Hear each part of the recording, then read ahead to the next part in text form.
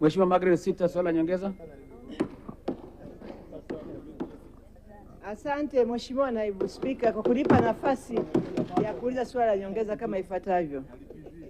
Jengo la mahakama ya mwanzo wilayani Urambo liko katika hali mbaya sana kutokana na kujengwa kabla ya uhuru, na kila mvua inaponyesha huzungukwa na maji na kusababisha hali ngumu sana kwa wanaofanya kazi pale, ikiwapo ni pamoja na mahakimu. Je, ni lini serikali itatujengea jengo jipya la mahakama ya mwanzo? Mheshimiwa Bunge, naomba nirudie.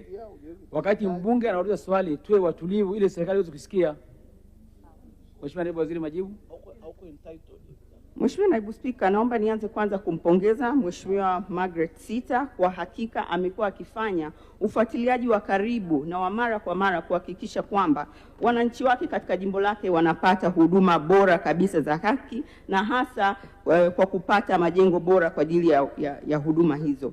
Na Mheshimiwa Margaret Sita tayari nilishazungumza naye na nikamweleza kwamba tayari Mheshimiwa Rais Dr. Samia Suluhu Hassan ametoa maelekezo kwetu sisi kwamba Wizara ya Katiba na Sheria tushirikiane pamoja na Ofisi ya Waziri Mkuu TAMISEMI pamoja na Wizara ya Fedha kuhakikisha kwamba mahakama hizi za mwanzo ambazo zipo karibu zaidi na wananchi na zinasaidia sana katika upatikanaji wa haki kwa Watanzania zinajengwa katika kata zote za Tanzania hii bara. Kwa hiyo naomba nimhakikishie Mheshimiwa mbunge kwamba serikali itaendelea kutoa fedha katika mhimili wa mahakama kwa ajili ya kutekeleza maelekezo haya mahususi kabisa, ili tuweze kufika katika kata hii aliyoitaja kwa ajili ya ujenzi wa mahakama hii ya mwanzo, ili wananchi wake waweze kupata huduma bora za upatikanaji wa haki.